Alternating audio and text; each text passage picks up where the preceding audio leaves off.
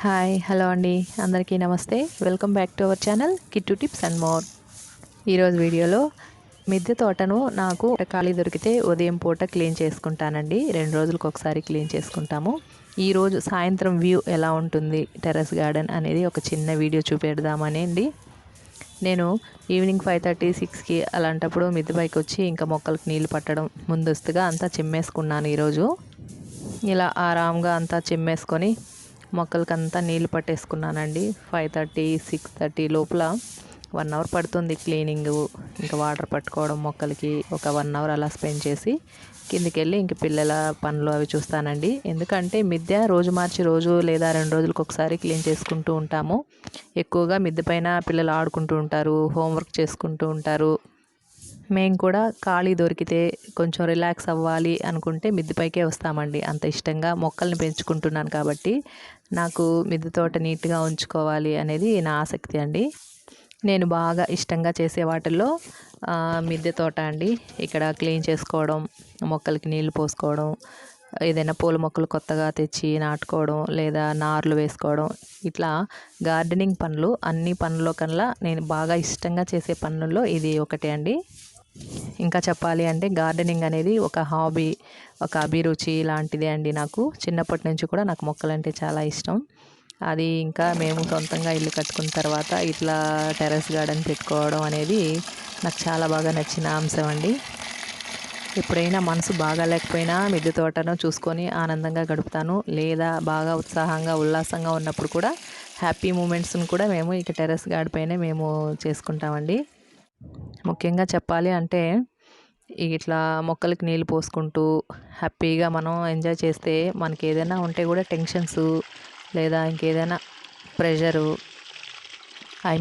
Stress లాంటిది ఉంటే పోతుందండి. నాకైతే ఎప్పుడైనా బాగా తలనొప్పి ఉంది, స్ట్రెస్ ఉంది అనుకున్నప్పుడు ఇట్లా మొక్కల దగ్గరకు వచ్చి ఏదో ఒకటి ఇట్లా ఎండిపోయిన ఆకులు తీసుకుంటూ ఉండడం, క్లీన్ చేయడం, మొక్కలకి నీళ్ళు పోయడం, ఏదైనా మొక్కలు వడలిపోయి ఉంటే వాటిని కొంచెం పట్టించుకోవడం, ఇలాంటి పనులే చేస్తూ ఉంటానండి. ఇంకా మరీ ముఖ్యంగా చెప్పాల్సిన విషయం ఒకటి ఉందండి. మొక్కలు పెంచడం వల్ల ఎప్పుడు కూడా మనం గ్రీనరీ చూస్తూ ఉంటాం కాబట్టి కళ్ళకు మంచిది. ఇప్పుడు చెప్పాను కదా, స్ట్రెస్ ఫ్రీ అనేది మొక్కల్ని ఎక్కువగా చూడడం వల్ల కళ్ళకి ఏదైతే మనం గ్రీనరీ చూస్తామో కళ్ళకు చాలా ఆరోగ్యం అటండి.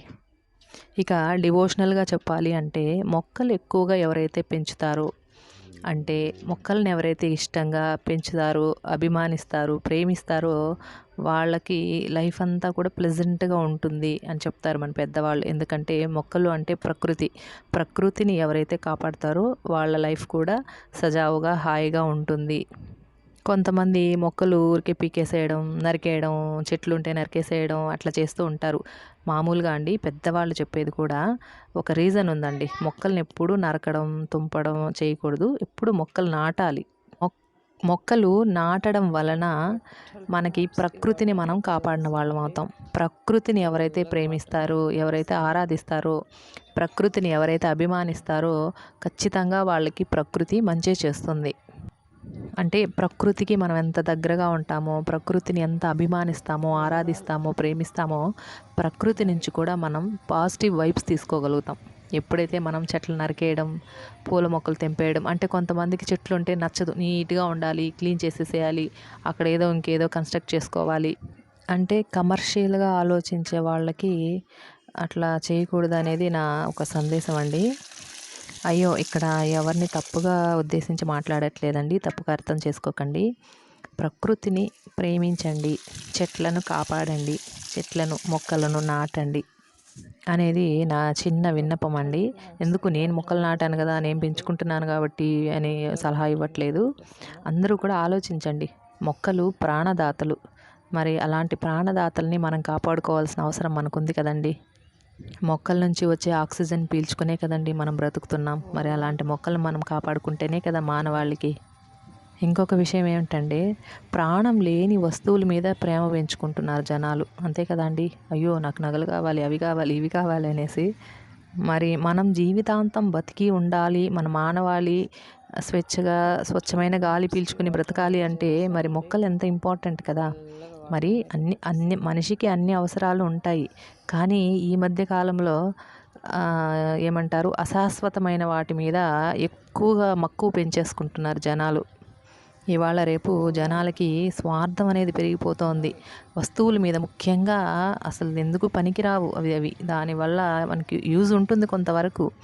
కానీ అవేం శాశ్వతం కాదు. కానీ అలాంటి వాటి మీద ప్రేమ పెంచుకుంటున్నారు.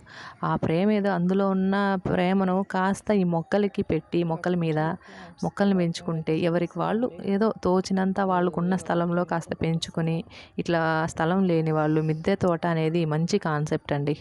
చాలా అప్రిసియేషన్ చేయొచ్చు. ఎవరు మొదలుపెట్టారో, ఎవరు స్టార్ట్ చేశారో కానీ మిద్దె తోట కాన్సెప్ట్ చాలా అభినందనీయమైనటువంటి అంశం అండి. కాబట్టి వీలైనంత కుదిరిన వాళ్ళు, వీలైన వాళ్ళు, వాళ్ళకు తోచినంతలో ఇంట్రెస్ట్ ఉన్నవాళ్ళు మొక్కలు పెంచుకోండి. పూల మొక్కలు, ఏదైనా చిన్న చిన్న కాయగూర మొక్కలు లాంటివి పెంచుకొని ఆనందంగా ఉండండి. మొక్కలు పెంచుకుంటే చాలా సంతోషం కలుగుతుంది. దానికి ఉదాహరణ నేనే అని చెప్పడానికి చిన్న వీడియో చేస్తున్నానండి. బోర్ కొట్టించుంటే సారీ. ఓకే అండి, బాయ్.